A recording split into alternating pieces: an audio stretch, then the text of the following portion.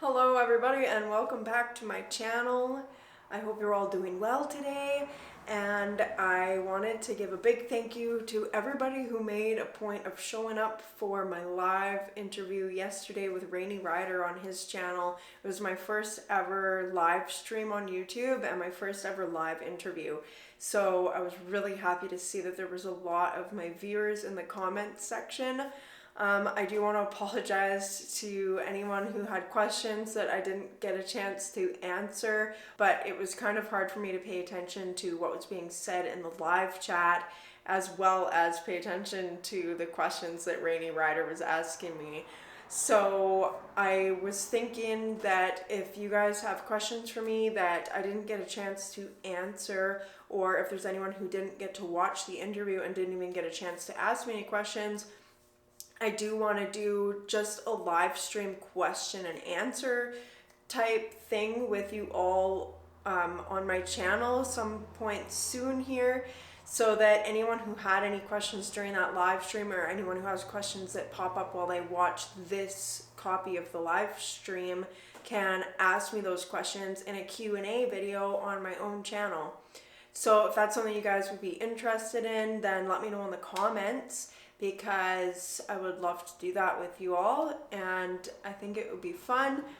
Also, if there was questions that you had for me during the live stream and you don't want to wait for a Q&A video from me, then you can ask me those questions in the comments on this video and I will reply to you and give you my best answer. So I'm just putting this video up here on my own channel for anyone who may have missed my live stream interview that I had with Rainy Rider yesterday, Sunday, February the 19th. So if there was anybody who's interested in actually watching it, you can watch it here right now on my channel. If you are curious about the live chat replay, then you'll have to go to Rainy Rider's channel to watch the original recording of the interview, and then you can get the live chat replay as well. If anyone just was interested in the interview, then you can watch it here, and it's unedited. I'm not going to edit a live stream interview because that doesn't make it very personal anymore. So this is the full-length interview for everybody. And yeah, I hope you guys enjoy it. And like I said, let me know what you think in the comments about doing a Q&A live stream on my own channel one of these days. And if anyone was in the live chat yesterday and you didn't get your questions answered, then just ask me the question in the comments here and I will do my best in answering you guys. So that is it, and I hope you guys enjoy this interview, and thank you all for coming.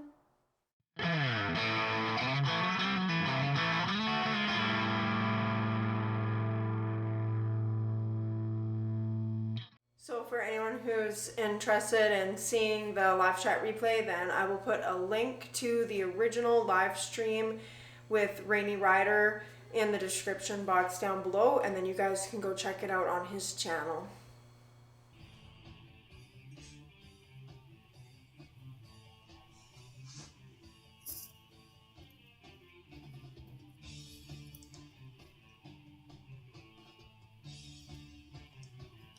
Hello everyone out there in YouTube land. Welcome to Rainy Nights, the segment of my YouTube channel where I interview other motor vloggers and motorcycle personalities.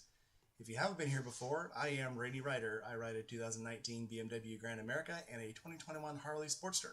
Feel free to give the channel a subscribe and a like. Before we start tonight, I would like to just give a quick shout out. One of our members in our little group has passed. And his name was David Nick. He meant a lot to us. He was always there for us. He was always very encouraging. He was always the guy who was there for you. One of our other guys, Mad Yankee, was texting with him and telling me he was having a hard time and he needed support.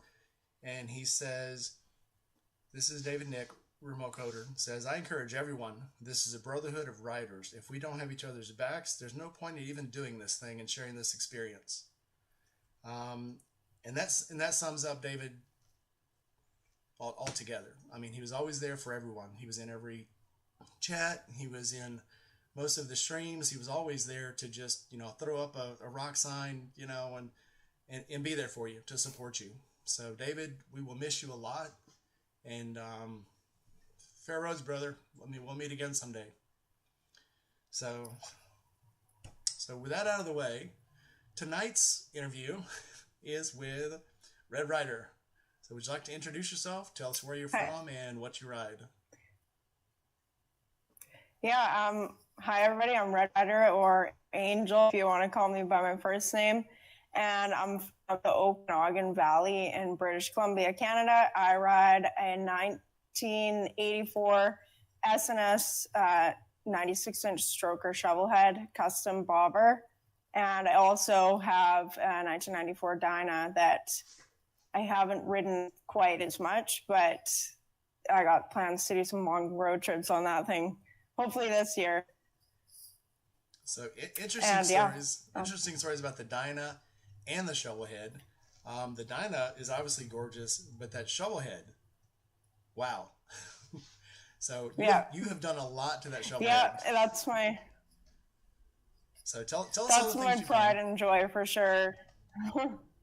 So the shovelhead, a lot of people have a misconception in their mind that I built the shovelhead completely by myself, which I didn't, and I can't take credit for it because my dad actually is the mastermind behind that. So my dad's been doing custom motorcycles my entire life for as long as I can remember, and I bought the shovelhead when I was 16, so like 15 years ago, and didn't even have plans to ride it back then. The plan was that my dad and I would build it and sell it, and in between the age of 16 and 20, I got into riding actually, and then I decided to keep the shovelhead, and that's when the vision for the bike came around. So it was my design, and then my dad was the fabricator behind the work. So it was a collaborated effort between him and I.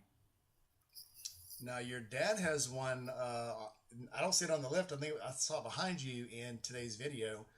Tell us about that one, because when I first saw it, I thought it was yours, and I was like, "Yeah, that's a bike," because everybody likes that bike. Yeah, so the FL.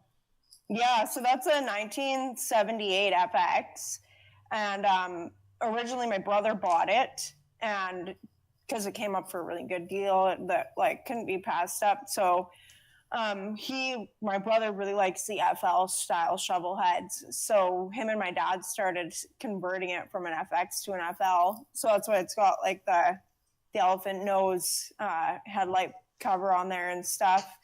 So that's kind of in the middle of being converted from an FX to an FL. And my dad and I, my dad bought it off my brother, and so now me and my dad are going to be finishing that project this year. It's going to be going up on the lift after I do a few things to the Dyna and make that more roadworthy for myself, because right now it still doesn't quite fit me the way I'd like it to. We lowered the Dyna like 3 inches so that I'd be able to put my feet flat on the ground sitting on it, but it's still a long reach for the pegs. So I want to put some footboards on there or something like that and make it so it's actually comfortable, and I have a little bit of a bend in my knees when I'm sitting on it. And make it more controllable. Yeah. Yeah, a little bit. Yeah, my shovel, it's so much different than my shovelhead, because like the entire process of through like my shovelhead build, I had an opportunity to like sit on it every time, like, you know, when the pegs were getting mounted and the bars were getting made and everything. So the shovelhead fits me exactly the way that I want it to fit. So I just feel like totally comfortable on that thing.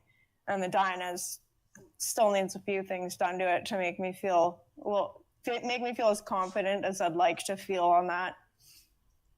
Yeah, they're all good looking bikes, all three of them. Let's see who we've got in the audience today. So I see a few of my viewers. Hey, Jason. We've got my Pillions here. Most importantly, my Pillion is here. Gma Rides came out. Hey, Gma. Nothing at random. Aaron's here. Aaron is the one that I said is my little brother. So Aaron is my little brother and my brother that I grew up with, who obviously neither one are my real brothers, but you know, take him under my wing. Downtown 650. I actually grew up with him. We've been friends since we were like 5. Nice. Hatter's here. Hatter always shows up.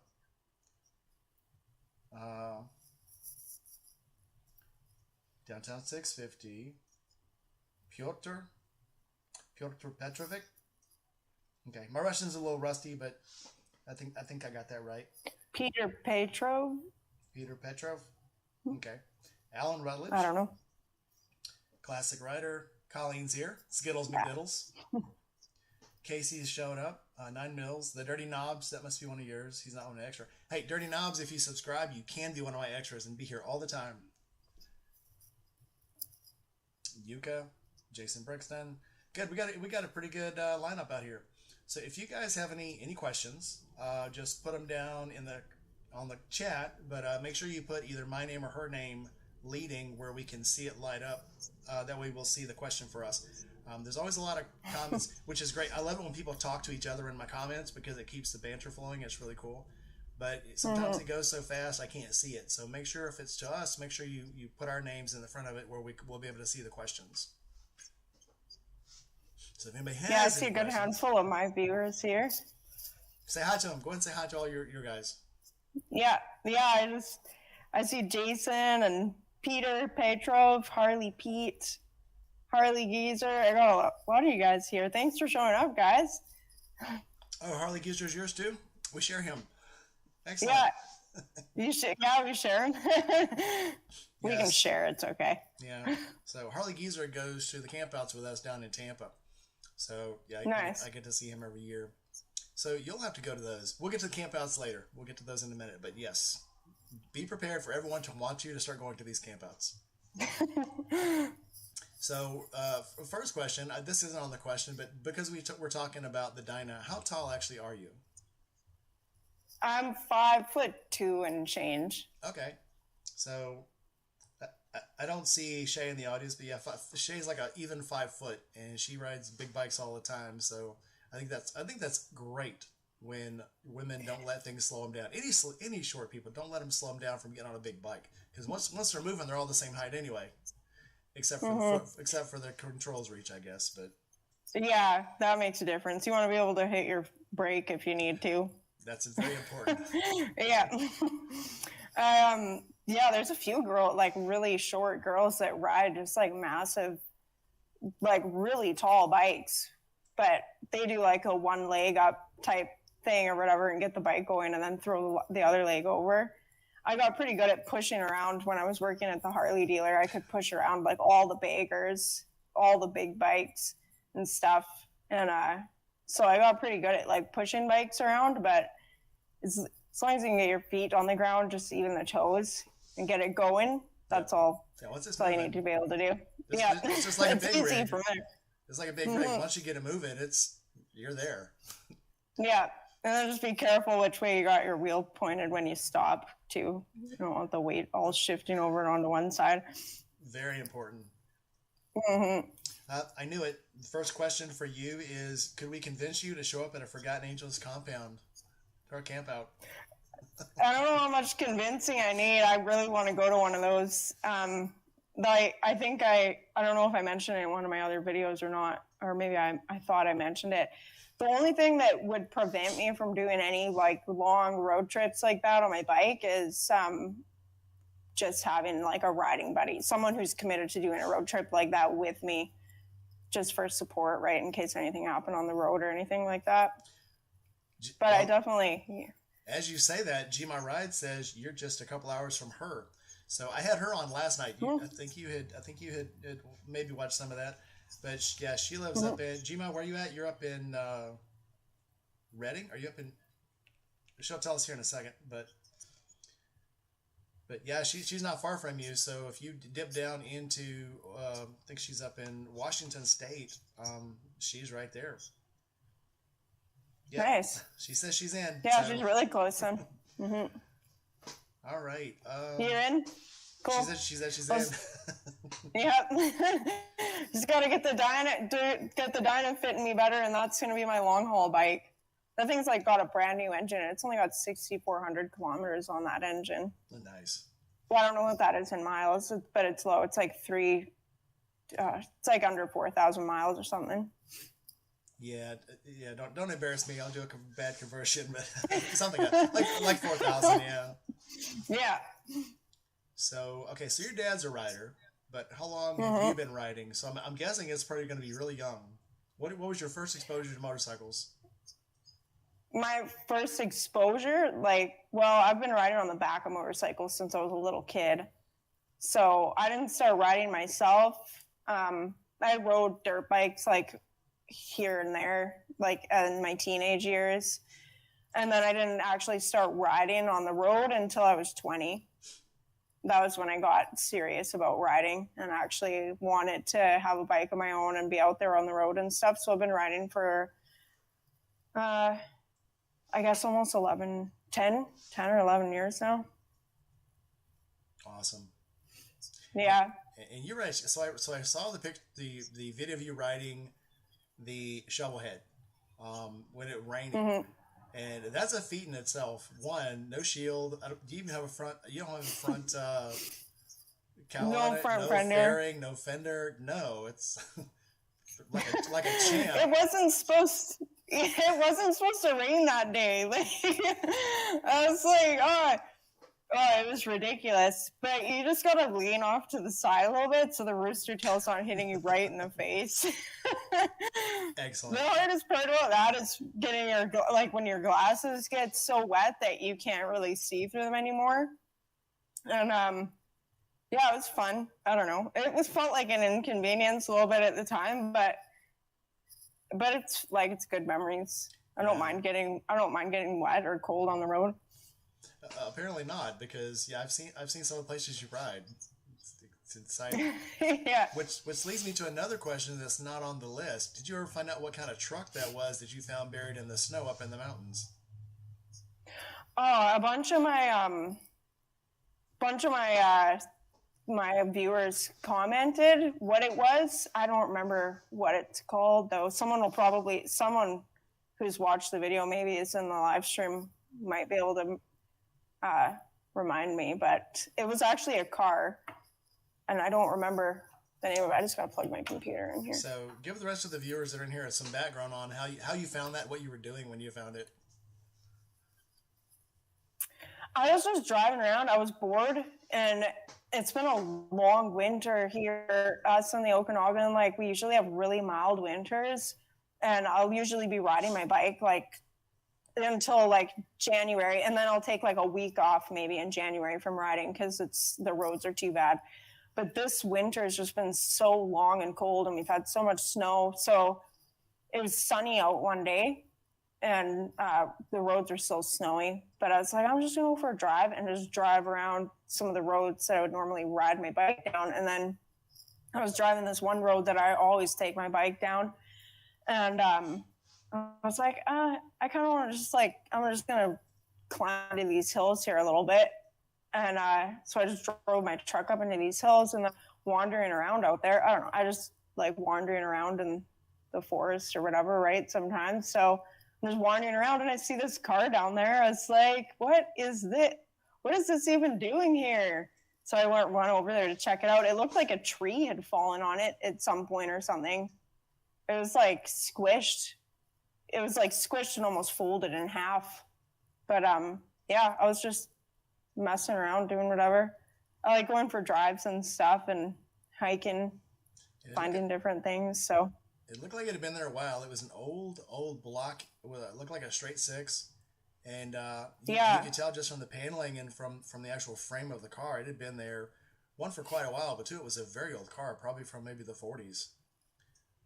Yeah, I think a few people said it was like a 50. Oh, I wish I could remember what it was now, but it doesn't look like anybody in the comments knows what we're talking about. Yeah. If I remember, then I'll let you know later, but my memory sucked for that kind of stuff. Keep me updated, because I was like, as I was watching the video, I was like, oh, I know what that is. Well, that's a straight six, but I think that's is that a Toyota? No, it can't be. No, what is that? I don't know. No. So it was very interesting just to watch, because when you see old stuff like that, I get mesmerized by old engines, and it doesn't have to be motorcycles. It could be anything like that, but it's just so interesting, the technology of these old engines. You would think that, this engine's 70 years old, there can't be that much technology in it, but there's actually a lot more mechanical technology in those because they had to overcome things like oil pumps and water pumps and things that we now can just put, we can just put an attached one on and it takes care of everything. Back then, Yeah. they didn't have a whole lot of belts on the engine. Everything was internally driven from all the cams and from all the lifters and from all the, of the flywheels and stuff. So very interesting stuff. It's a different type of technology for sure. And I prefer older vehicles just for the fact that they don't have all this computer stuff. If something goes wrong with a computer, it's like, good luck figuring out what it is or fixing it, right? Like, here, buy a new CPU. That's a new ECU is about the only way you're going to fix anything like that. Yeah. So Gma has a question. How long did it take you to rebuild the shovel head? When we actually started working on it, it only took probably about a couple years, and that wasn't even working solid on it. It took the longest to find the parts that I wanted because I was just really particular about the look that I wanted, and I wasn't settling for anything else. That's why my gas tank is so small. I've got like a 125 Honda gas tank on there on a 1500cc gas guzzler. So, but yeah, that took the longest, was just tracking on parts and stuff and having the money to do the work, right? So probably a couple years in total. And if you haven't seen the bike, go to her channel. There's a few different videos of her working on it, but it's a beautiful bike. It's green and it's got copper fittings on it, and it's a lot of brass on it, and I haven't seen anything like it, not in a showroom or not in like a museum type show setting. And this is in your garage. This is something you drive. You drive this thing around. So it's not like it's my daily. But it's my daily rider. It's gorgeous.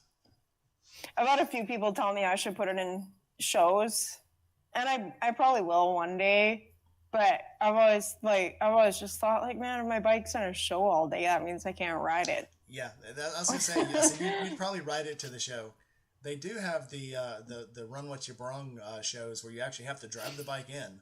So you're not competing with a bike that has never been started, never had oil run through it. You're competing with bikes that actually had to run to get there. And I like going to those more because those are real bikes. Those are, you look at these bikes that have like the big, 40-inch front wheels and they're slammed and they're like an inch off the ground.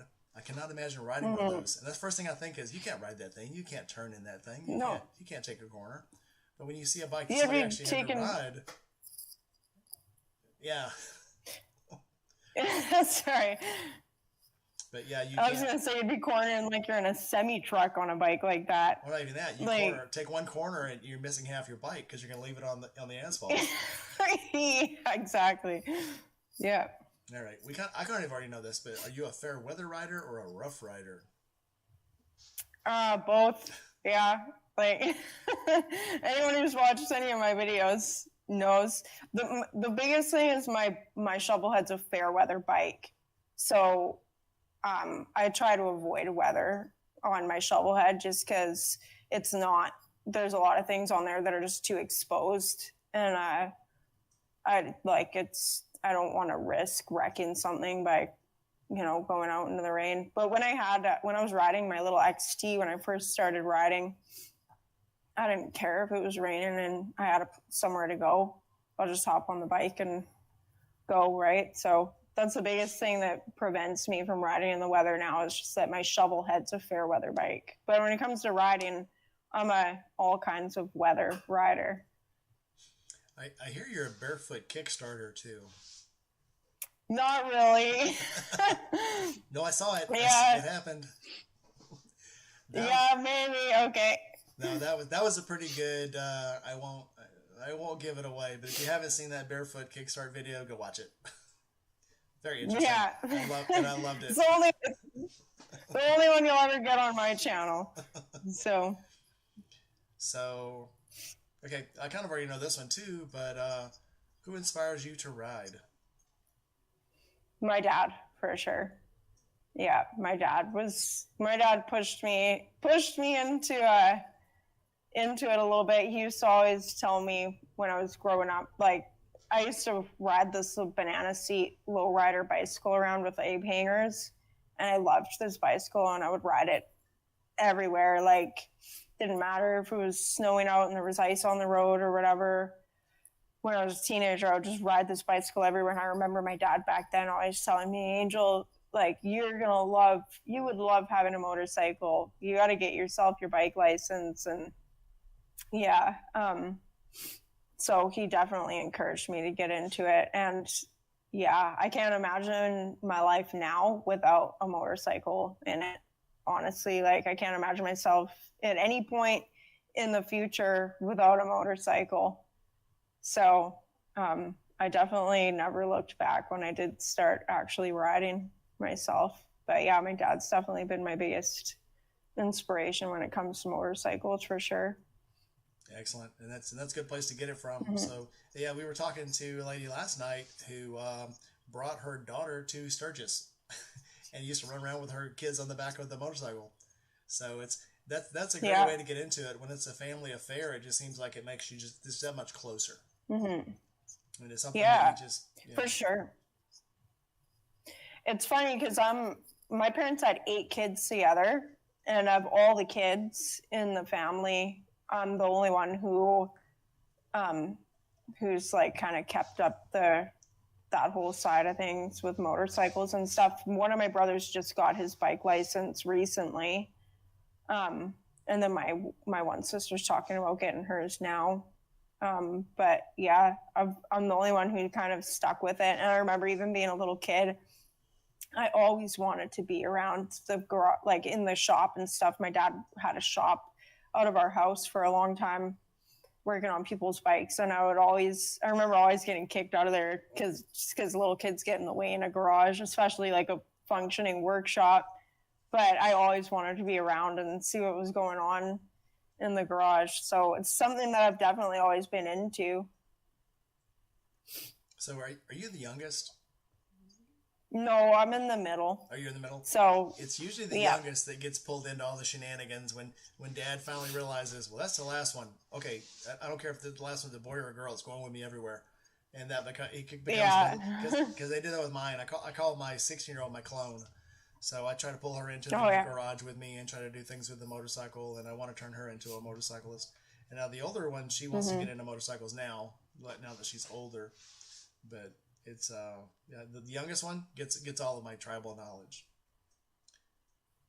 So we got a lot more people showing up. Let's see who we've got. Casey was already here. Foco Dave, that must be one of yours. He says it was a Studebaker Lark. The car. Oh, okay. Dirty Knob said it was a 1950 Tesla. I highly doubt that. Mad Yankee just showed up. Mad Yankee's good to have you in. David Larson, I think he was already here. Shadow's coming in. Billy, Bleak Rides is here. Bleak Rides, Shadow, I know all you guys. Alan. Irish Guy, Charlie, I and see Jerry. lots of... Yep, so we got a good turnout tonight. Irish Guy, hey, Jesse. Yeah, it's cool. It's 50. Hey, Jesse. Yeah, I see lots of lots of my viewers on here. Thanks for showing up, guys. Yeah, guys, thanks for showing up. And don't forget, you can also follow me. And my guys, go follow her. Give her a follow. I promise you, when you get, a lot of people you're subscribed to, a lot of them you subscribe to because you want to support them, you start narrowing down the people that you actually will. Anytime they have a video, you're immediately going to watch it. And yours is one of mine. There's probably like 5 or 6 YouTubers that I will immediately have to watch when they come out because your content is always motorcycles. There's no trips to the coffee shop. There's no trips to, do other stuff. Your content is all motorcycles. Even when you were moving, your content was motorcycles. I'm moving motorcycles. Here's how we tied down the trailer. Here's how we got the fat boy with no brakes down the ramp. I was waiting for something to go wrong there, and I was hoping it wouldn't. But yeah, magic stuff. So if you guys don't follow her, give her a ride. Give her a follow. Yeah. Yeah, thanks. So rides. Would you rather a solo ride or a group ride? Definitely solo rides. I think I've gone on a few like big group rides, but I always enjoy solo riding better. I think I've only ever had one riding buddy who we just like synced perfectly when we rode together, and we didn't have to think about what the other person was doing or anything like that. Like, it's almost like we had telepathy when we rode together, because just if I just moved slightly over in the lane, like, he knew which way I was going, and he knew when I was going to pass someone and stuff. So you don't get that. Like, that's really hard to find with most people that you end up riding with. You always got to be concerned with what someone is doing behind you or beside you, or how they're going to take this corner or whatever. So Yeah, sometimes when I'm on the road, yeah, and I've only ever had that like one time with one of my friends, and then he ended up getting married, and we stopped riding together, which kind of sucks, but that's the way it goes. See, that's what most people say. A good marriage will ruin a good motorcycle lifestyle. Yeah, it shouldn't. Well, it didn't mind. Like I said, my pillion, and that's why she took the name Pillion, because if we're gonna go for a big ride, she's gonna go with me. I mean, it just makes things so much better. So Shade Tree Surgeon just popped in, and I know that we talked about. I asked Shade Tree Surgeon if he would just come in and say hi to you, because you're a huge fan, and you have a shovel head. So. Hey, man. So Josh is in. He said hi a couple times in here. I skip over something. Like I said, if it doesn't show up in orange, I kind of miss stuff sometimes. But yeah, he is in. So maybe you can impart some shovelhead wisdom on Shay. Now that we're all one big happy family. Impart some shovelhead wisdom. Did you just get a shovelhead? Shay just got a shovelhead. So he's got a shovelhead that he drove down, obviously from the Pacific Northwest. But she just got one that she's trying to fix up. So I guess both of them, yeah. Well, I'd say just make sure you got a lot of patience for that thing, because you're gonna need it. Definitely. You got what did you get? Like, or what did she get? Do you know? Is it like a kickstart only? I think hers has a kickstart, but it also has electric. I'm gonna have to go watch it. Yeah, I'm pretty sure hers has electric. Yeah, too. you gotta have patience for the old shovels, that's for sure. But you'll grow to love it if you don't already love it. Yeah. Yeah, I was. People always say they're like tractors, and I'd agree with that. Yeah, Gma is trying to get hers back together too. It was together before, but I think she's about to do a project with it. So it's something about the shovelhead. It's mystical. Like, I think in the 70s and 80s, people were trying to get old panheads and knuckleheads, and now it's like you're not going to find one. If you find one, you're going to spend a buttload of money.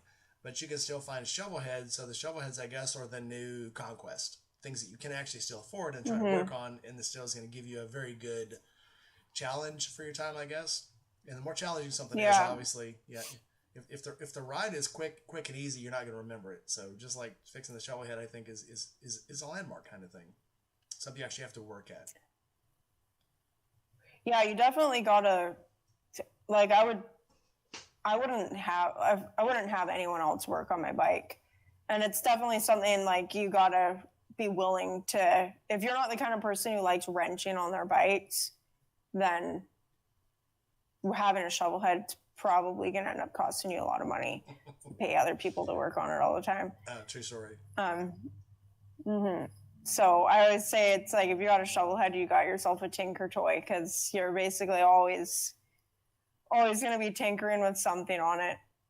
But it depends on if that's what you like, right? Like, I personally like that relationship you end up building with the motorcycle when you're working on it all the time. And that's why I like Kickstart, because it's like you build this unique relationship with your motorcycle, and it's like, as someone else can go be kicking your bike for 15, 20 minutes and they're never going to get it started, because they don't know your bike, and they're all different too. Every Kickstart.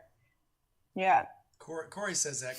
Corey Saddle Tramp says, once you put points on a bike and make it kickstart, you better have done a good job. Anybody can, start an electric start bike and make it start. For a kickstart, you better know what you're doing. Otherwise, you'll be kicking on it all day. Mm-hmm. You got to get the sequence down, and that's actually what kind of started. That was one of the first videos I ever put on YouTube. I never planned on YouTube ever going anywhere for me, to be honest. my dad actually is one who encouraged me to do that too. My dad's been telling me for years, like, Angel, you gotta start putting videos of yourself with your shovel head up on YouTube, because people are gonna want to watch that. Like, you're a young girl with a cool bike. You gotta like get on YouTube. Like, there's people all over YouTube looking for that kind of stuff. And one of the first videos I ever put up was my cold start sequence, because I had it down pat, and I got it down again after my engine rebuild. And so I was like, every time I went out to start my bike, I knew exactly what to do to get it started first kick. And yeah, you just got to figure it out. And it's so funny because the littlest thing can mess up the entire sequence sometimes. And then you just got to, if you're like me, you'll be stubborn and you're going to sit there kicking it for 15 or 20 minutes till you get it started. But the best thing to do is just walk away and let it sit for a bit and then come back at it. Try again. It's like casting a magic spell. You get it in the wrong order. You might summon a chicken instead of summoning a demon. So. Yeah, exactly. Yeah.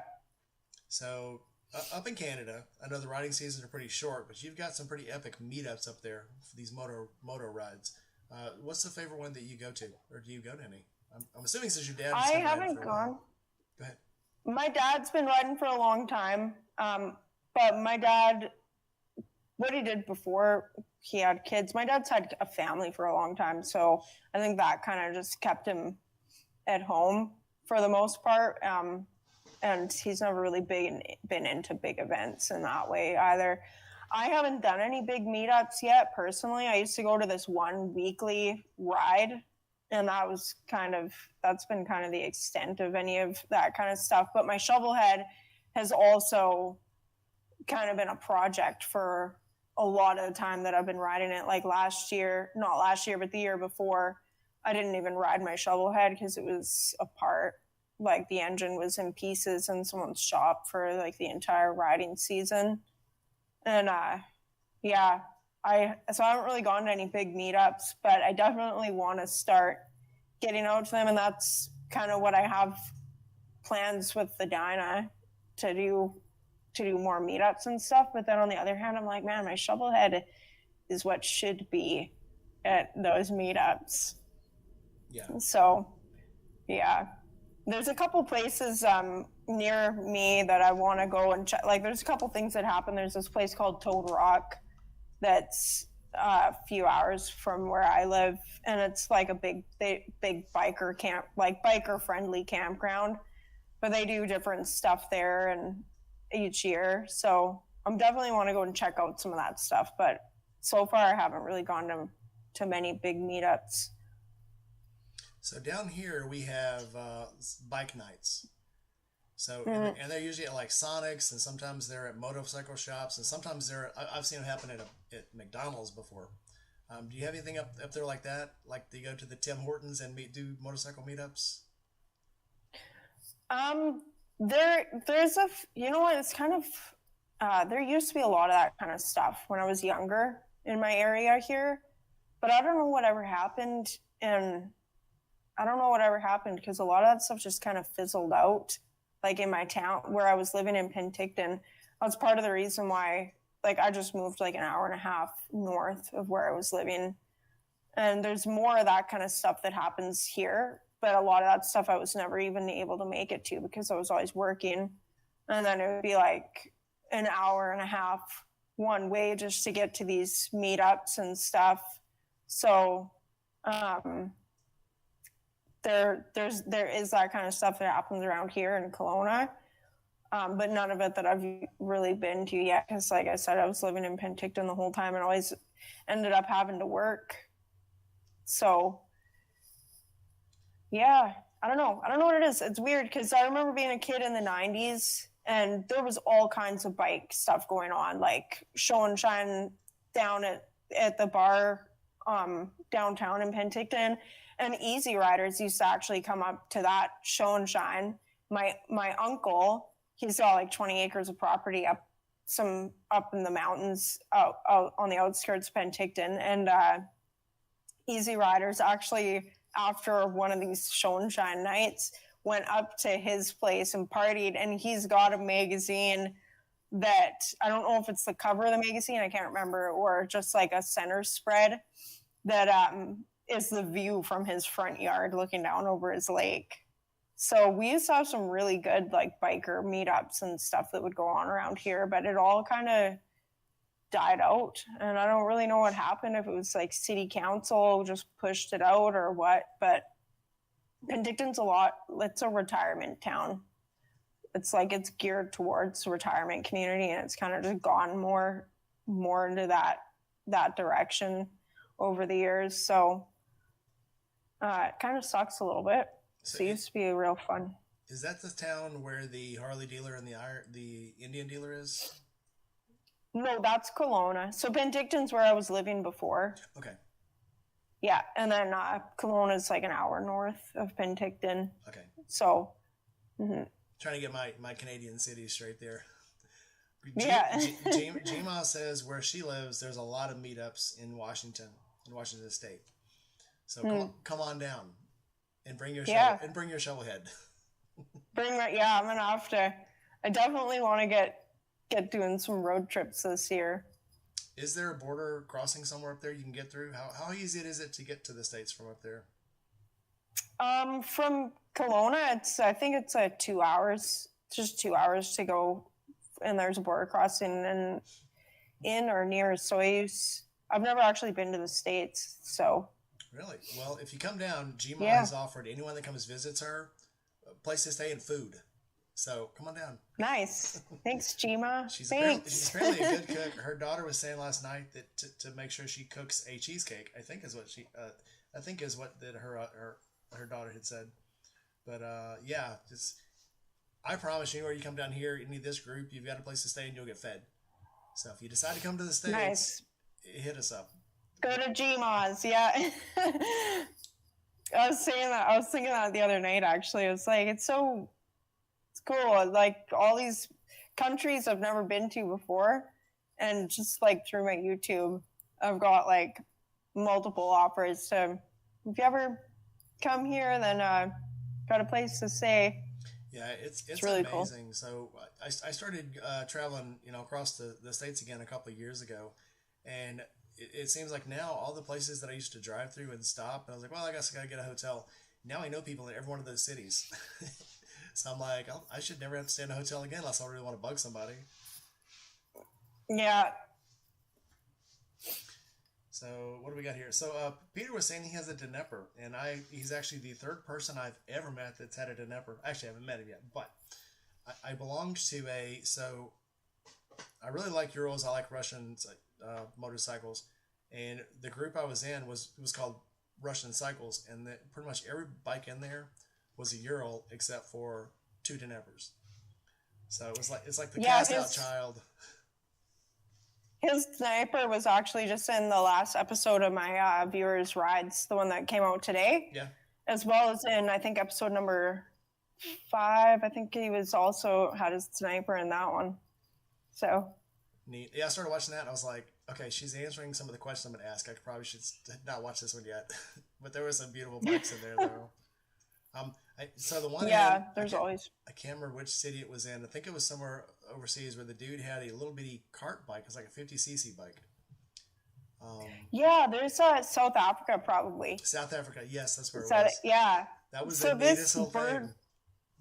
Oh man, he's got such a cool collection of stuff too. Like, I don't know, like most of them he doesn't have anymore. So I think he lived in Germany before, and he's sent me so many pictures of different bikes that he's had before, and I'm like, just keep sending them and I'll keep putting them in episodes because you got some really unique, cool bikes, like he's got bikes and mopeds and stuff like that, like things that I've never even heard of before.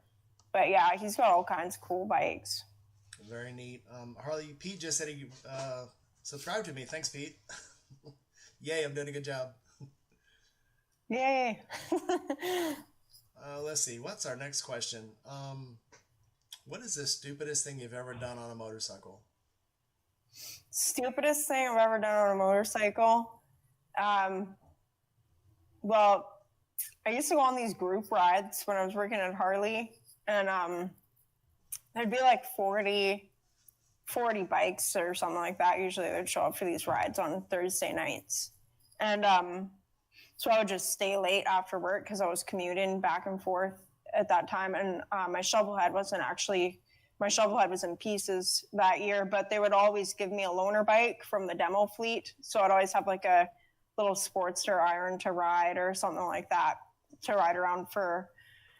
They'd let me take them home, or they'd let me take them on these bike nights. And anyway, there'd be like 40 guys that would show up for these bike nights. But majority of these guys were just like, I don't know, like their egos were bigger than their brains. And they would just ride around like maniacs, man. It's like everywhere they went, they had to be going like twice the speed limit. And one of the rides we went on was down some back road in Kelowna here, and in an area like I was completely unfamiliar with. So I'm like trying to keep up with these guys, and we get to the meetup spot, and then we all get there, and then they're all like, okay, like now we're gonna go to this restaurant. So we're on this windy road. It's like a 50 kilometer an hour speed limit, or 60 kilometers an hour, and they're all doing like 100 kilometers an hour. I don't know what this is in miles, but they're all going like twice the speed. Yeah, 65 miles an hour, right? Is the speed they're going in like a 30, 40 mile an hour zone. Like they're going crazy, like double the speed limit everywhere they're going. Anyway, this windy road, and I'm just trying to keep up with these guys. And I was like the only girl. There was only like 3 other girls riding, and I was the only girl that was even remotely keeping up with any of them. And I'm like trying to keep up with this group because I'm like, I don't know where I am, and I don't know how to get back to the highway to get home, even if I do lose these guys. So I was trying to keep up with these guys, which was just stupid. And I end up in this left-hand corner, and there's someone on the left-hand side of me. So I'm on the outside of this left-hand corner. And I just remember my front tire I just remember seeing my front tire was like 3 or 4 inches away from the cracked asphalt on the side of the road, where there's like a 6-inch drop and then just a gravel shoulder. And I don't know what happened. Like my counter steering instinct kicked in, thankfully, because I don't know how I got out of that. But my last thought was like, this is the day that I go down like good on a bike. And thankfully I didn't go down. But after that, I was like, you know what, whatever, I'd rather get lost than end up in the side of a mountain. So that was probably the stupidest thing And you were still I've ever done on a bike. You were still on the iron? I was on iron, yeah. So it was one of the bikes from the shop. They'd loaned it to me for the ride. So yeah, probably that's the dumbest thing. I've never been a stunt rider or anything like that. So I plan on getting a dirt bike and doing some stupid stuff out in the bush at some point. But the one thing I do like about my Sportster is it's like driving a dirt bike. I can bend it around a telephone pole. I swear I can. It's so easy to maneuver. So that might have been a good thing. Might have been a good thing somebody loans you one. So, follow-up question: what was your scariest moment on a bike?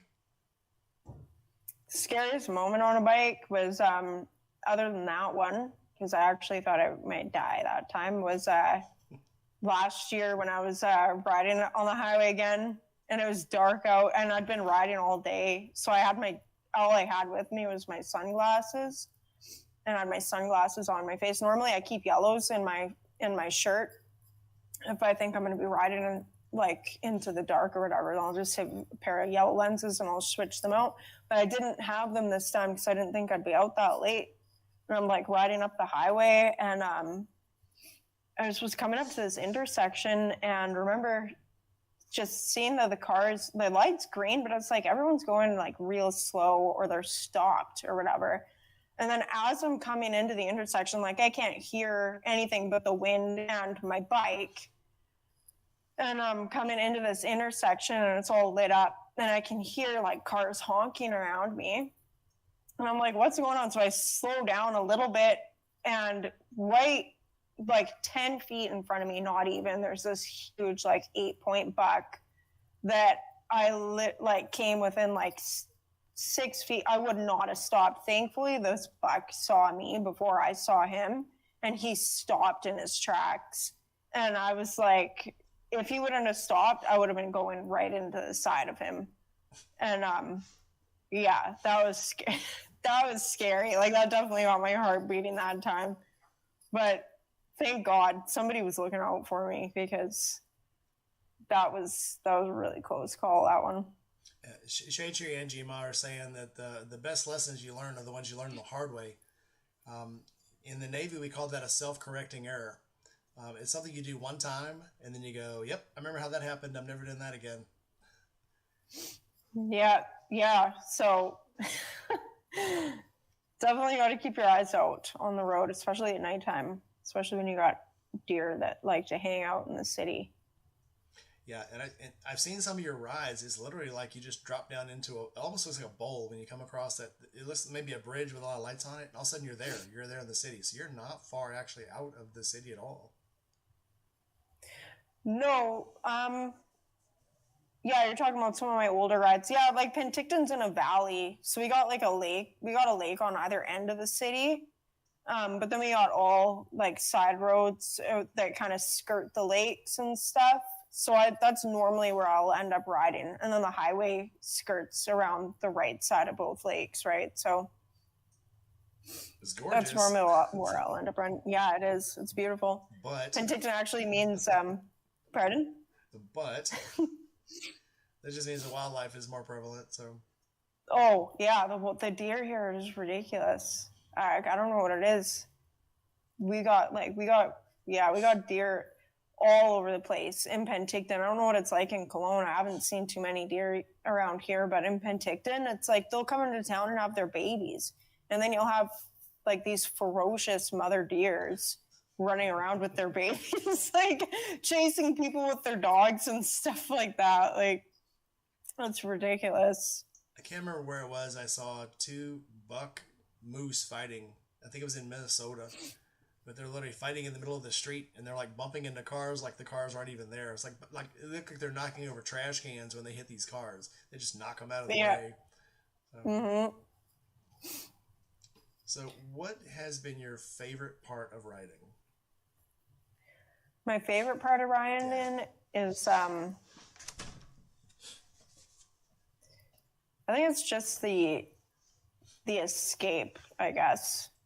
Just like getting away from everything and just being out there in your own little world, I guess, out on the road. I always think of being out on the highway or out on the road just riding. It's always when I have like my best kind of, I don't know, pep talks for myself, or just like my own little conversations with myself. But it's like when you when you like lay in one of those tubs, or those like Zen tubs. I've never been in one, but the feeling you get when you just have you lay with your ears under the water. Oh, the sensory deprivation. You deprivation. just have like your eyes and your nose. The sensory deprivation. And looks like a coffin. Yeah, or even just being in a pool or whatever, in the bathtub, and you just put your ears under the water, and it just kind of drowns out everything going on around you, right? And it just like gives you that chance to kind of just get lost in your thoughts and stuff. That's what it's like for me, like being on the bike. And that's part of the reason why I like having an open face helmet, is because I feel like just with the wind in my ears and just the sound of my bike, it just makes it so easy just to kind of just get lost in your own thoughts and just kind of disconnect from everything. Right on. So what has been the most frustrating part of riding for you? Most frustrating part? Can't really say that I've got any real frustrating parts of riding. I don't know. I would say maybe the times when I can't get my bike started. It's probably the most frustrating. But then you're not riding, then you're just trying to start your bike. Shay Lacey just dropped in, so is there any wisdom you want to drop to her about shovel heads? Yeah, like I was saying, just make sure you got a lot of patience for that thing because you're gonna need it for sure. Like, and always make sure that you pick up shovel head parts when you find them for a good deal because it doesn't matter if you need it now, you're gonna need it eventually. It's so it's right behind your shoulder. Do you want to show it off a little bit? Yeah, And just nestled in there. you can't tell, but it's got a lot of copper work on it, and it's Yeah, gorgeous. you So can't see it from here. Yeah, I have a couple videos on my channel actually that actually show the bike close up and talk about some of the custom parts that we made for it and stuff. So if people want to go back on my channel, those are some of my first videos. so say that again. You made those parts. Yeah, like parts that my dad and I made. Like my tail light is a good example of actually there's a few like examples of just completely custom parts on there, but my tail light is the most probably the most custom, I guess you could say. It's probably one of my favorite parts on the bike. So I used to watch this girl in Japan who rode a shovel head. She probably still rides it, some kickstart only shovel head. And I liked the tail light she had because it had like two lenses. It had a lens on the back and then a lens on the front, and they were different colors. So I wanted a tail light kind of like that. And I was like, Dad, this is like the kind of tail light I want. And he made this tail light out of a piece of pipe, and then he like made the brass collar for it. And so he found like this little red lens, but then in the back for the front lens, in the back of the tail light for the front lens, instead of a lens, he actually put a marble in there. So I've got a marble in the back part of my tail light that when you turn the tail light on, or when you turn the lights on or the brakes light up, then it like lights through this marble. That's cool. So it's really cool. It's really cool. Yeah, I show it in my one video back on my channel. I can't show you guys right now because the bike's buried in there, but I guess we got to go to your channel and watch. Yeah, yeah. It's just it's titled like my custom shovel head or something like that. But yeah, that's probably one of my favorite. And the marbles are changeable too, so I can actually change it. I'm actually want to find like a purple to put in there, like an old purple marble, because I like purple. Purple's good. Yeah. So if you were to, now you've been riding for a while and you grew up around bikes, but if someone, let's say, just finished their motorcycle safety course, had got maybe a 250, outgrew the 250 and said, okay, I'm ready to get a better bike now. I need one that's reliable, that's easy to ride, that's easy to work on, that I can do my own maintenance on. What would you recommend them? Shovelhead. Shovelhead is cool, but I wouldn't recommend that unless you actually like working on your bike. Yeah, not at all. Then I wouldn't. I don't know. I'm a Harley girl. Like I've ridden other things, but I've never really had to work on anything. I worked on my little Yamaha when I had it, but I always suggest to people to get Harleys, and it's not because I'm dead set on Harley being the best bike or anything like that. My biggest thing for that is Harley parts are easy to come by, first of all, because they're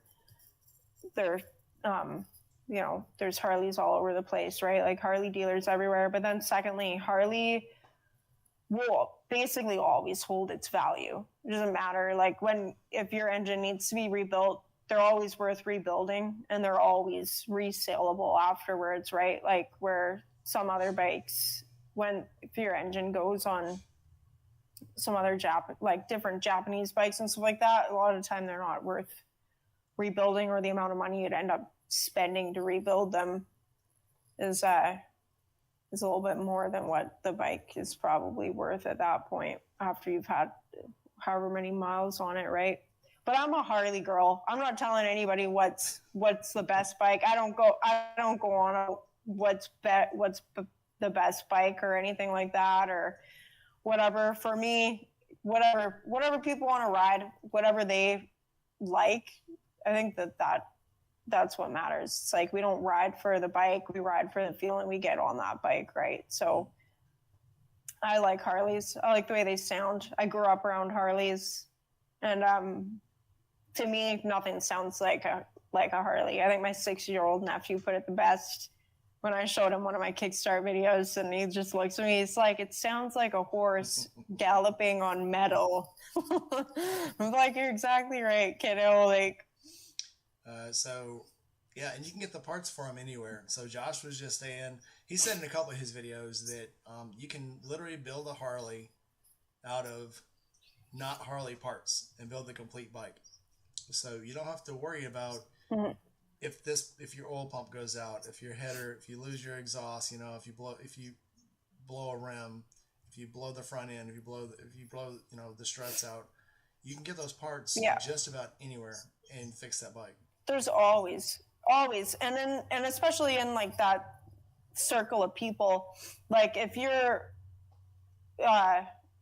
got a Harley and you are hanging out with the other people that ride Harleys and stuff like that, guaranteed everybody in your circle of friends probably accumulate it. You could probably put all their parts together and build 2 or 3 more Harleys out of all the parts that everyone's got kicking around in their garage. So yeah, Harley parts are usually really easy to come by, and that's what I find a lot in the circle of people that I know, which are most my dad's old friends, people that I grew up around and stuff. But we'll just call each other up if something breaks on our bike. You just get on the phone and start calling the people, hey, you got one of these laying around? Yeah, like, I'll trade you for one of those because I need that. And it's so easy to find parts for Harleys. And like I said, they're always worth fixing because they always hold their value. That's I bought that Dyna. I bought that Dyna, and it was an ICBC. It was like written off by insurance, but I picked it up and did whatever I had to do to it to get insurance on it again, which was just like minor cosmetic stuff for the most part. Well, not really minor stuff, but yeah, like mostly for the most part, it was cosmetic stuff. And then just maintenance type things that had been neglected for a long time, like seals and stuff like that. And that thing is probably worth like easily double what I paid for it now. If I make it just a little nicer, like fix up the bodywork a little bit, right? But that's the thing. It's like you can have a completely smashed up, crashed up Harley, and it's still a Harley, and they're always going to be something sought after on the market. So Shade Tree's saying he's got so many parts in his garage he can build an Evo chopper with just what's on the shelves in his garage right now. And he's going to do it. So Josh, we're looking forward to that video because I like any bike. Yeah. I like any video where somebody's building a bike, working on a bike, doing something, because I know that's going to be me one day wanting to know how that's done. So yeah. I really like watching Pacific Mike's channel. Have you heard of Pacific Mike? No. Yeah, you got to check him out because he's like, yeah, man, he's like one of the old wise biker guys who's just like, he's always working on old, like he's got a shovel head and he's always doing something. But I really like his channel because he's so knowledgeable and he's been doing it for so long that I would definitely into like Shade Tree, and you guys should go check him out too, because he's got lots of advice for anyone with a Harley, especially the older ones. People are stepping out now for stuff, but thanks for coming, guys. Enjoyed having you. But we're gonna keep going. So here's a question for you.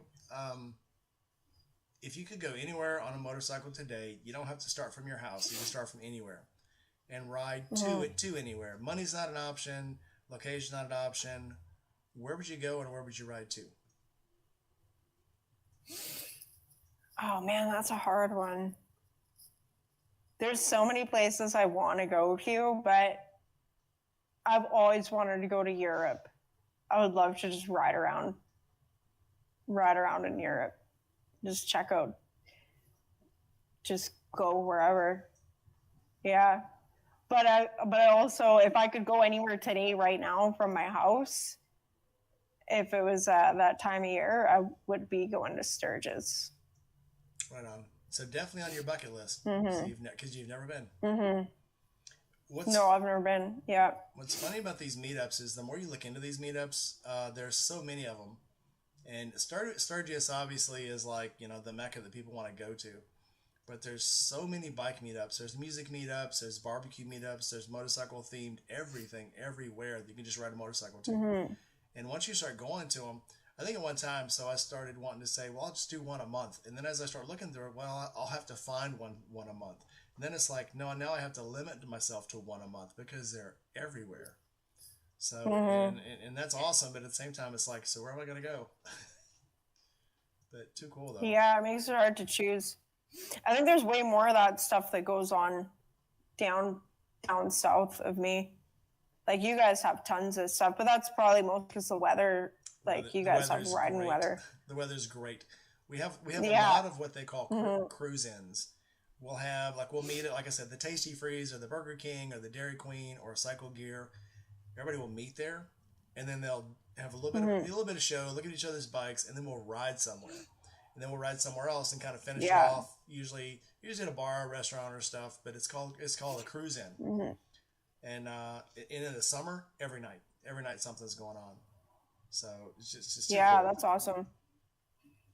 Yeah, I think if I lived in a bigger city, then there'd be more of that kind of stuff going on. But it's not. You don't get a whole lot of that, like, right in my own town here. Like, that one thing that I used to go to at the Harley dealership was one of, like, very few things that actually happened, and I didn't go to many of them just because that's not my riding style, the way that those guys were riding like that. If I'm going to ride like a maniac, I'm going to ride by myself.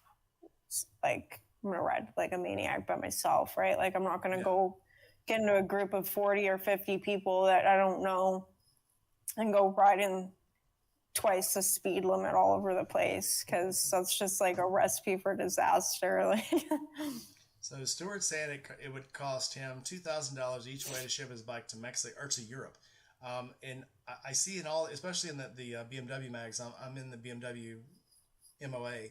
Mm-hmm. They have setups where you can get a trip, and they fly you there, put you up, give you a motorcycle. Your food's paid for, your destinations are paid for, all your excursions are paid for, hotels are paid for, and you ride their bike for a week, and then you fly back.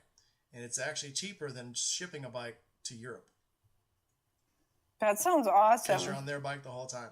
So Harley does it, and obviously they're more expensive. But these Alpine tours on BMWs, they're not that much. They're like $3,000. And it's a week long, and they get you there and they get you back.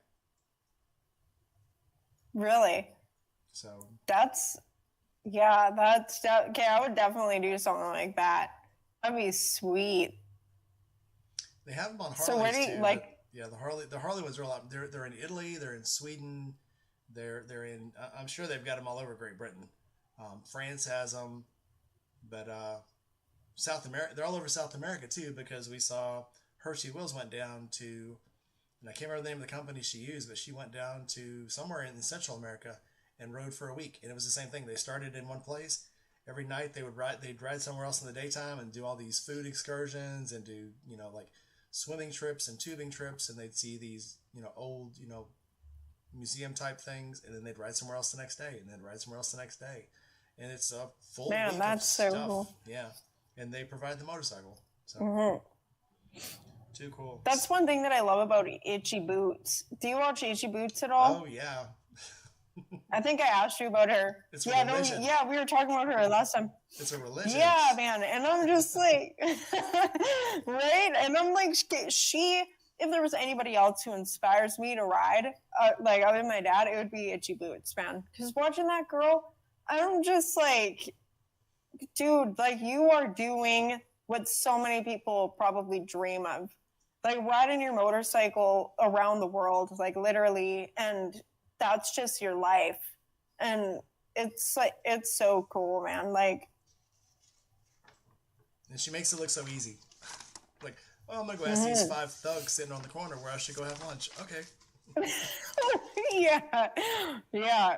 She's so cool, man. She actually rode up through here on her way to Alaska. Some of the towns she was riding through are like only an hour or two drive away from where I am.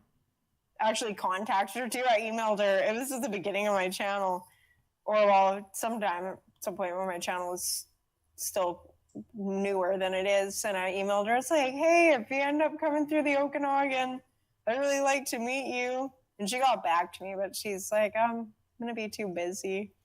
Yeah, she's a busy girl. I like the ones, Yeah. and I've obviously asked people to, to come by and do interviews with me and stuff, and most of them are very nice, and they say, well, yeah, I've got this stuff going on, but I'd love to hit me up another day. I've only had one that was really kind of nasty to me and treated me like I was sub-pay standard. Our community is just great because we communicate really well. I've never met you before. You came on my channel. You're helping me out. I'm giving you viewers. You're giving me viewers. This is fantastic. Yeah. And this is the way it should be. So yeah, just like David was saying, if we can't help each other out, what's the purpose? So yeah. And this is fantastic. Yeah, and I'd like to grow my YouTube, like my YouTuber community a bit more too. Like my problem is that I don't watch a lot of anything, and I've been that way like forever. I don't watch TV. I think last year I probably watched like 3 movies in the entire year. Like that's how little I watch anything on TV or just on the screen at all. But I make a point with YouTube of like subscribing to different channels like you and Shade Tree and stuff like that, and Saddle Tramp, and I watch as much as I can. I always try to leave a comment when I do, because it is important to kind of have that support for sure. Oh, definitely. Especially for us newer YouTubers who don't really know what we're doing yet. Whiskey Chaser calls us the sophomores. We're just trying to make our way, and we're like floating around the cloud. So one way to grow your channel, would be to go to Forgotten Angels. Just saying. Yeah. Hint, hint. Hint. Yeah. Absolutely. So it's fun. So I'll definitely be making it out to one of those things when the opportunity arises. They have them in the good parts of the year, so obviously there's going to be one in like 4 weeks, and then so there's one in March, and there's one in October. So it's in the softer parts of the weather year for Florida. So usually, at the nights they get down to maybe 60 or so. The days usually don't get past like 80, 85. But the whole camp out is under a bunch of trees, and it's very laid back. Yeah. You will love it. You will never meet a group of people like this. They are just an absolutely fantastic group of people. But I've seen videos of it. You will love it. Yeah, it's like a great time. Like there's I wish that there was more stuff like that happened close to me. Like I said, I feel like a lot of that stuff I've noticed just from watching different YouTube channels and stuff. You guys in the States, you guys have a lot more of that kind of stuff going on than what I've got in my area of Canada here anyway. Yeah, and the weather's a big part of that. I mean, we can kind of plan things almost year round. I'm kind of in the middle of the States, as far as north-south. But literally, my riding season is like 11 and a half months long. So there's usually just a couple weeks out of the year that I can't ride. And they're like back-to-back. And sometimes there's like a sporadic day thrown in there where we have an ice storm, and then the next day it's back to 60 degrees again. So it's not bad. Not bad at all. So have you inspired anyone to ride or wrench on their own bike? Wrenching on their own bike, I don't know if I've inspired anybody to do that, because I don't know, but I think I've definitely inspired at least a couple other girls to start riding.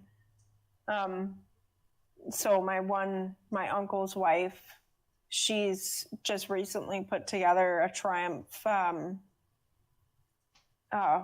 hers is like a 1970s Triumph anyway, but she just started riding recently, and she's got a foot clutch. It's all like opposite side right shifter and everything like that. So she's got the foot clutch and everything. I brought a video of us riding together. Actually, I think I titled it Biker Barbie, because that's her nickname around our group. So she's started riding recently. So I definitely inspired her to ride. And then my older sister, she's looking at getting her bike license, and she's actually got this little bobber that people have probably seen in my garage here. This one here, can't really see it, but that's going to be her bike. And that's actually the bike I started out on. So I'm going to be teaching her how to ride on my channel. We'll make some fun videos of that. I expected to see the orange one. It's behind that one. Okay. Can't see it. We won't give that away. That's the special bike. That'll be my that'll be my little trail bike. That's your Patreon foot show video. So yeah, you gotta go see that one. Yeah. If you could tell a rider one thing that you had to learn the hard way, what would it be? One thing I had to learn the hard way, definitely patience. I would say patience on the road, and for me, like with a kickstart, patience with like just getting your bike started. if you're just starting out and whatever, if you're learning a new bike, but I think patience on the road is a big thing.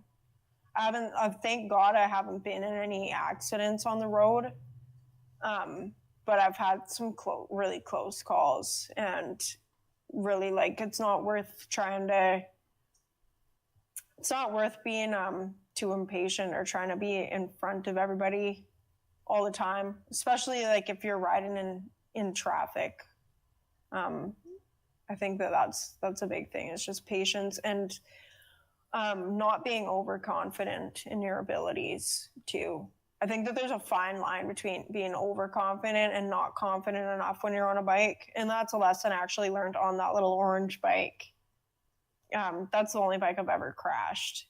And I crashed it probably pretty good for a little bike. I broke my nose and stuff, and jeez, girl, my teeth were bleeding at the gums and everything. And I think I had a concussion. I for sure had a concussion. But I tell that story in one of my viewers' rides videos. I whiskey throttled into the side of a truck and bounced my face off the fender. But that was definitely a lesson in overconfidence, because I'd been riding already for a few years at that point, and I just hopped on this little bike for fun. I'm riding up and down the alley, and I'm thinking to myself, I've been riding on the road for years. I got this thing, and then just being completely overconfident, I wasn't thinking about the bike, because this bike's it doesn't have a clutch, so you just shift. So I went to reach for the clutch when I was stopping, went to reach for the brake, on the wrong side, and there's nothing there. And then, just the way it all ended up being, I ended up whiskey throttling and smashed my face up a little bit on the side of a truck. But that was just being overconfident, not thinking about what I'm doing, just thinking I got this. Making memories. So making memories. somebody just came into the chat that you have got to meet, because you remind me of her. So Seven's from New Jersey. She's not quite as north as you, but she is that confident hard rider. Also rides she has a lowrider S, I think she does, and she's fixing to get a lowrider ST. She wrenches on her own bike. She's a hard rider, very laid back, cool to hang out with. You've got to come to the camp out just to meet her, because she's freaking awesome. And Blake's okay too, and so is Rowdy. But anyway, Seven is very cool. So I just had to throw that in there, because she's our patience. When we have our big group chats, she's our little patient one. She brings sanity to us. Oh yeah, I think. Yeah, we'll need one of those. The voice of reason in the group. She is our voice of reason. Oh, she's blushing. Haha. Gotcha. If you could go out right now and buy any bike, and you're going to own it forever, what would it be? I really want a Ducati Scrambler. I think something Nice. either Ducati, it'd either be Ducati or Triumph. But a Ducati Scrambler, I would, I think I would go grab one of those. So you said you're going to start trying to ride off road more. Mm-hmm. So what do you? So and your plans are the orange bike for that, or? No. The orange bike's just for fun. Okay. I want to go and I want to get an actual, like a good off-road, like an enduro of some sort. I haven't been looking at all or anything yet. I want to sell this Yamaha that I've got behind me first. I've got a Yamaha Gold Star I want to sell, but yeah, I do plan on picking up an enduro of something. I do want to get out onto the dirt trails a bit and just kind of build some skill on non-pavement riding conditions. I haven't really done much dirt riding, but that's definitely the next bike I get is definitely going to be an off-road bike of some sort, because I want to get out there on the trails and just just go and adventure around in the bush. So I have a friend up in Ohio. So Aaron is telling me to remind you about the RE Scram 411. So the Royal Enfield. I have a friend in Ohio who owns a classic motorcycle, vintage motorcycle shop, but they also sell vintage styles like the Royal Enfields, Triumphs, Moto Guzzi's. But yeah, the 411. So last time I was there, I think it was in September, I went, and they had a bunch of the new 411s there, and they were so awesome looking. Nice. And it is what 411 actually is the upgraded version of Itchy Boots bike that she rode all over Asia, Russia, India. Yeah. So that's the same bike, but it's actually built to do what she was doing with it. I think she probably had a big part of that. They should have called that one the Itchy Boots Special instead of the Scram 411. I think. Yeah. But anyway, a lot of us probably think. Yeah, there's actually a Royal Enfield. There's a place in town here that I just discovered online the other day when I was just looking for bike shops, and they sell the Royal Enfield. So I was thinking about going to check them out and see what they got on their showroom. Make a video. Yes, more show videos. Off some Royal Enfields for my viewers. Yeah. Everything is content. Film everything. Yeah. So I definitely, I love, that's one thing I love about some of these older British bike companies and like the Triumph and stuff, is that they've like kept that old school look with a lot of their bikes. Yeah. Absolutely. Follow-up question to that one. If you could ride a bike just once, knowing you could never afford it or get on it again, what would it be? I was thinking about this question, and I think it would have to be like one of those.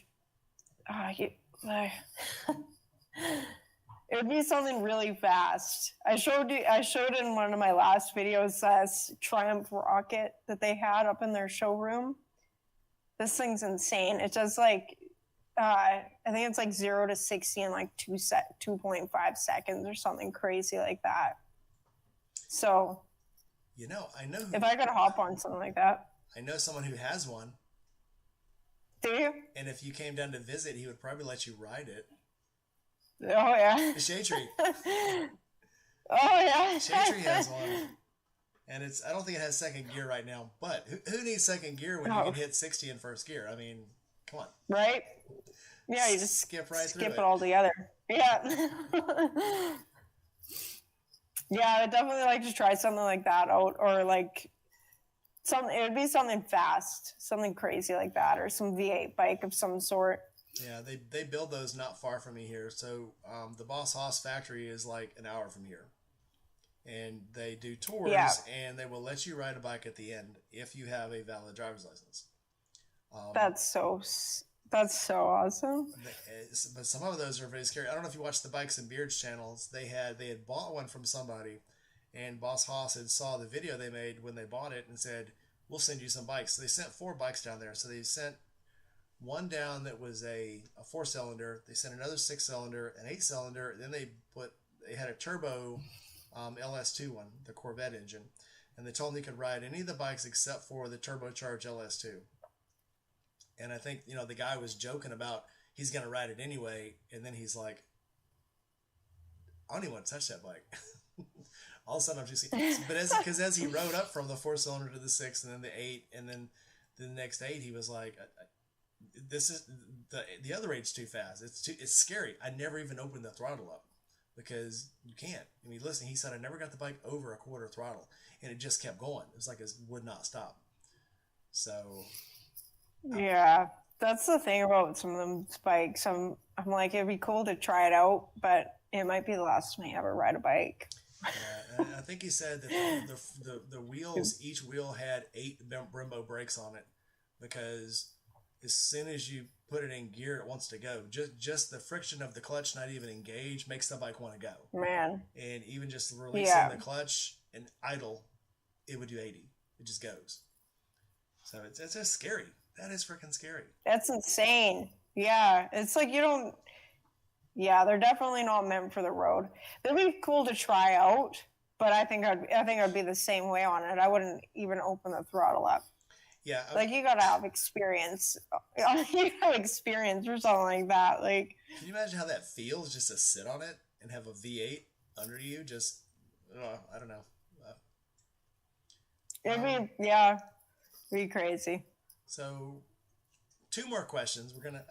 Thanks for hanging with us, guys. This interview has been so good. I don't want to stop asking questions, so I'm not. But I'm gonna have to try eventually. So, what is your toxic trait?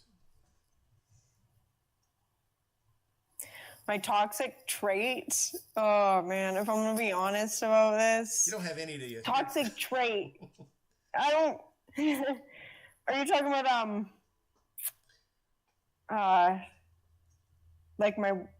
I thought you had another question on there that I was trying So my to toxic trait, I to think, think is of, but yeah. My toxic trait, I think, is like I keep trusting people, knowing that sometimes people don't always honor you, but I keep doing it anyway. And I'm also very OCD about things. So OCD would probably be my my toxic one. oh, that's probably yeah. That's probably that's definitely one of mine. Especially like setting up my garage. I'd like get all involved in like the littlest thing. They'd be like, okay, this is just not like perfect yet. It's not set up perfectly, like organizing stuff and whatever. But I think my worst is probably that I'm a bit of a griper. I'm like, I'll just like be be like, I'll grumble about things that don't even actually bother me, or that I won't even, I won't even be in a bad mood, and I'll just like that. I think that's probably my worst trait is that I'm a little bit of a griper sometimes. I think Just everybody grumble gripes. I about think little everybody does things. that. Yeah. Um, Shadow is saying that the Y2K, I forgot about that bike. So that's the one that is the bike, if anybody can remember from probably 20 years ago, Jay Leno had one and had to pay for somebody's, he didn't have to, but he just did. Because a guy pulled up behind him at the red light and he melted the guy's front hood. Because it has a jet engine on it. And it blows back, Oh. yeah, it blows back about 15 feet. And literally while they were sitting at the red light, he melted the dude's front hood. Oh. So I forgot about that bike. So thanks for reminding me of that one.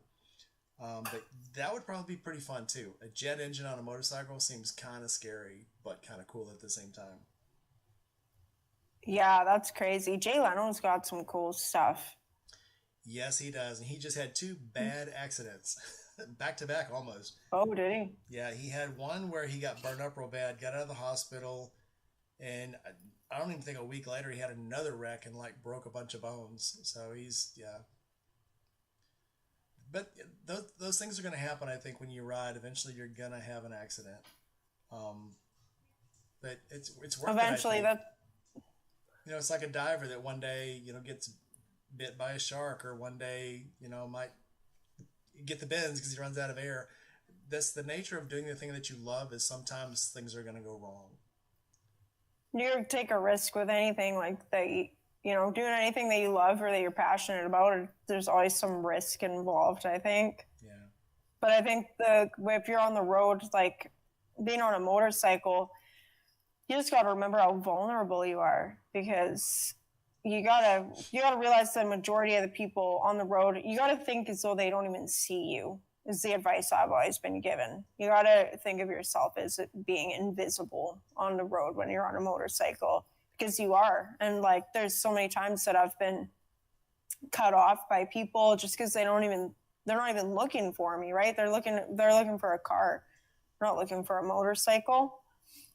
And a lot of time when I'm riding, or even when I'm not riding, I'll think of different scenarios in my head where, like, what would I do if this happened, or how would I respond if such and such a thing happened, right? Like, and I think it's good to kind of do that, to think up scenarios and how you would react in different situations if you encounter something on the road. And just try to be as prepared for those kind of unexpected things as you can be, right? Because you just never know. And that's another thing too, is like counter steering. I've met people who ride who don't know how to counter steer, and they never do it. They've never practiced doing it or anything like that. And I'm like, dude, you got to know how to counter steer. It's got to be second nature to you, because you don't know you need it until a moment when you actually need it, and then you need to have it as instinct and be something that you're not even thinking about doing.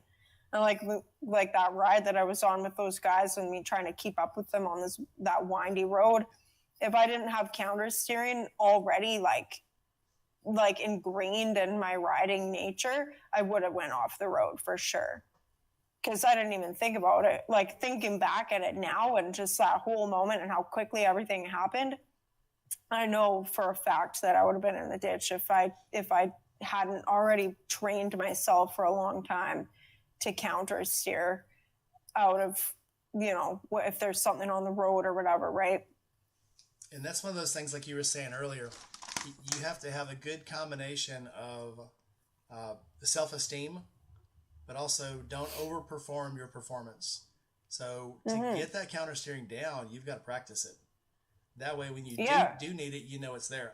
Every 90-degree turn I make, I'll push into the corner, because it's always when you're in a curve and all of a sudden the curve does more curve than you all of a sudden were counting for. You have to be able to trust that you can push down into that curve, and the bike will turn with you. And it's just those simple things. Yeah, and know your bike too, right? Like, don't just go. That's why, like, I don't want to go riding the dyno around too much without making it fit me, because you gotta feel comfortable on what you're riding, and you gotta know your bike. You gotta know the limit, that like how much lean angle you have and stuff before you're gonna go crazy on some windy roads. And counter steering, I think, is one of the biggest, one of the most important skills to have on a motorcycle, in my opinion, because like I said, it's going to save you from things that that are completely unexpected on the road, and you won't even realize that you're using it a lot of the time. And I love windy roads. I love counter steering on a windy road, because it's so easy. It takes so much effort out of control, like having to try to control the bike, because the bike's just moving itself around, and the amount of movement you get just from like the smallest little push on your bars. Yeah. And it's just like, it's great. And like, and like with being or like not confident enough too, like there's been times where I've been in a corner and I've been going too fast fast enough that by the time I get into the corner, I don't feel prepared for the corner. And the moment you start to think, like, I'm not going to make this corner, you stop thinking about what you need to do to make the corner. And then, like, that's where underconfidence becomes dangerous, because you're so worried about the fact that you might not make the corner. You're not thinking about what you need to do to actually make that corner. And I've had moments like that too, where, you know, you get into a corner and realize that you're probably going a little bit faster than you should have been. And you need to focus more then on your skills and remember the fact that, like, you're on a machine that was built by you or whatever, right? A man-made machine, and you're the one controlling it. So you better control it, and you better make sure you know how to before you get out there and start doing some crazy stuff. So Absolutely agree. Whiskey Chaser just came in. Everybody say hi to Chase. He's the one I was telling you earlier that calls us all the sophomores. We're just working real hard, trying to get up in the world. Yeah. I have seen, and you tell me this is your experience or not, in the last few years, people have been, it's almost like counter-steering has become a buzzword, and people try to explain it that have no idea what it actually is. And I see a lot of crashes. I don't know if you ever watched MotoStar's channel, but I've heard, no. I've heard he's from, I think, Russia, maybe the Ukraine, but he makes videos of other people that have crashed, and he doesn't over-explain it, because one of the other tubers I used to watch would over-explain these wrecks like it was like a scientific experiment. What MotoStars does is just kind of says, this is what happened, and then this happened. But they always say, well, I was counter-steering, and all of a sudden I lost control of the bike. And when you look at their footage, what they're actually doing, instead of just trying to push down into the curve, they started turning the bars. And to a small degree, this is that thing you have to practice. Every time I hear somebody say counter-steering is turning the bars in the opposite way you want to turn, I'm like, no. You're pushing that bike down. The bars do turn a little bit, but if you just turn them slightly, the bike will straighten itself up. You're actually just trying to flip the bike over on its side to use the smaller side of the tire. But over and over, I keep seeing these guys say, oh yeah, you just turn the bike in the opposite direction. And that's absolutely not it, especially on a big bike. On a heavy bike, you're just going to topside on it. And it's kind of nuts. Well, that's why it's called push steering. I feel like push steering is a better term to use for like amateur riders, because it makes more sense. Yeah, that's what they called it in the 80s and 90s. They called it push steering, or they would call pushing the bike into the corner or pushing it down. When they started calling it counter steering, the term is kind of correct, but then when people try to apply it, again, and I think this is because they don't practice it. They just think at the last moment, I'll be able to counter steer, and they don't. A friend of ours that's I think he's in Virginia. I think Phil Zilla's in Virginia. But he goes every weekend almost to a parking lot and does maneuvers in the parking lot. And he's gotten to where people will actually go with him, and he'll do videos and stuff. But practices, you can never use anything without practicing using it. Not a knife, not a gun, not a motorcycle, definitely not tactical skills like that. But you've got to practice those skills, like you say, to become proficient with them, to increase your own self-awareness, I guess.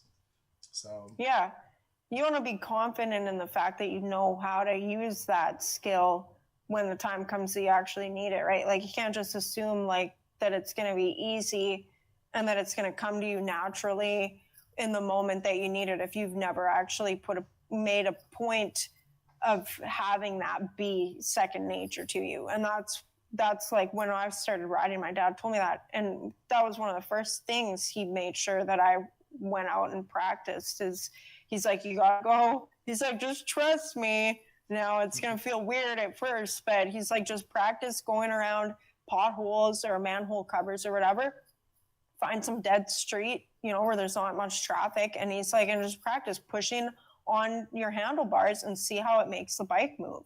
And he explained it all like mathematically and everything, because my dad's just like really mathematical when it comes to different things. So he explained like the geometry behind it and everything. And just like, he's like, get a bicycle wheel. He actually demonstrated it for me. He's like, take the front wheel off your bicycle and hang it on the axle on like whatever. I think he had some strings. He had something he hung it on, like a couple of pieces of rope. So it was just kind of floppy. He's like, you spin that wheel as fast as it can go, or as fast as you can get it going, and it just wants to stand up. And that's how counter steering works, is like your bike, your front wheel, when it's spinning like that, it's always going to want to keep trying to stand up, right? Like the momentum of the wheel spinning is going to want to keep it up straight, and that's how counter steering works. And that's why it's like you're always pushing on the opposite side, because it's you're gonna the wheel is gonna want to stand the bike up. But yeah, it's such an important skill to have, and it's not hard to learn either, but you can't assume that you're gonna know how to use it if you've never practiced it. The best example I ever saw was, I think it was my advanced riding instructor, taped two Dixie cups open end to open end.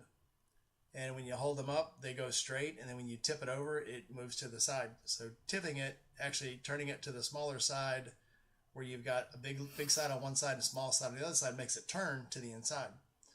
And that's the best example I'd ever seen of counter steering or push steering. And after that, it just kind of made total sense. But yeah, I think that's like it's helpful if people can have like a visual kind of demonstration of how it works, or how the physics behind it works, right? But it's definitely something that people should practice. So if there's anybody watching this who doesn't know how to counter steer, go find a parking lot and get some cones to dodge. Yeah, like practice. Yeah, go practice. It'll save your life. I have one final question, and I'm sad that it's the final question. But do you have any motorcycle superstitions that you do every time before you ride? Or is there something you will not ride without?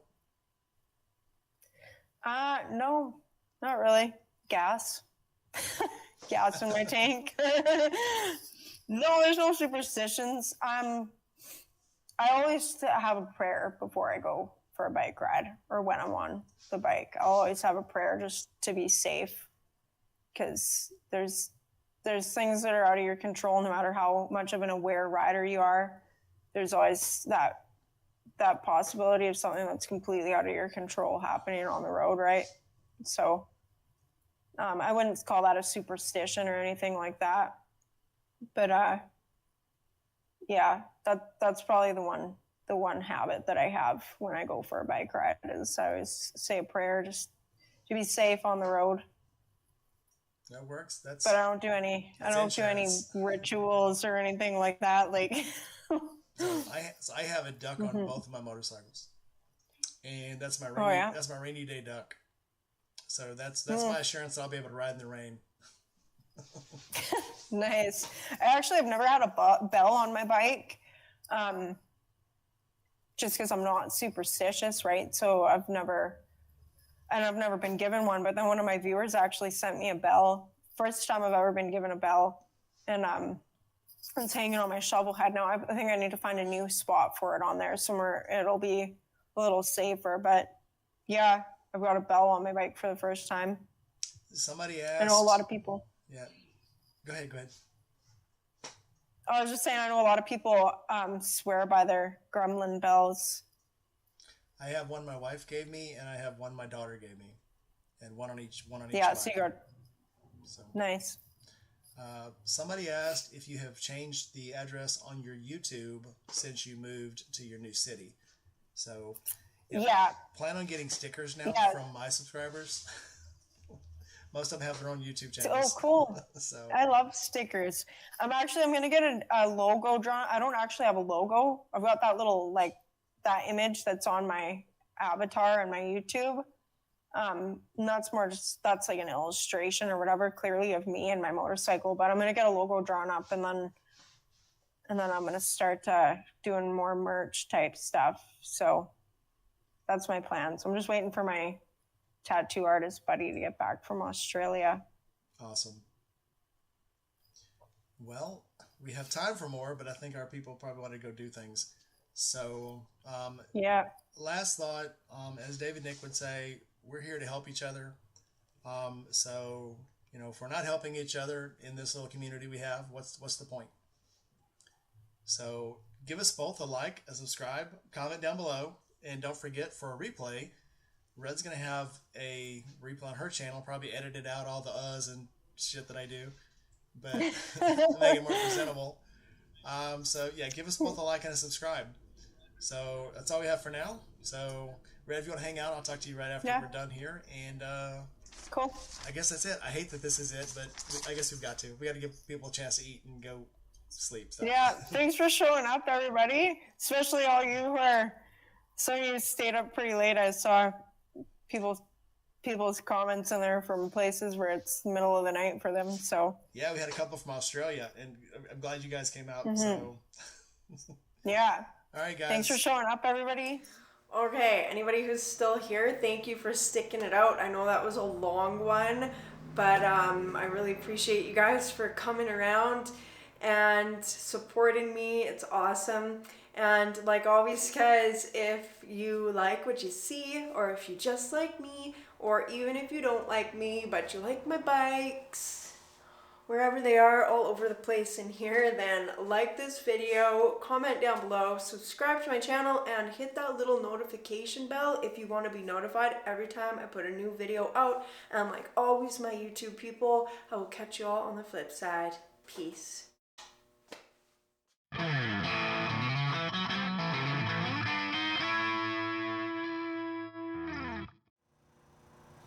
Hello everyone, and welcome back to my channel. So for anybody who missed my live stream interview that I did with Rainy Rider on his channel yesterday, February the 19th, then this is your chance to watch it on my channel and kind of see what you missed. If there was anything that you guys were curious about me and you were wondering why I'm so stupid, then maybe we can figure that one out.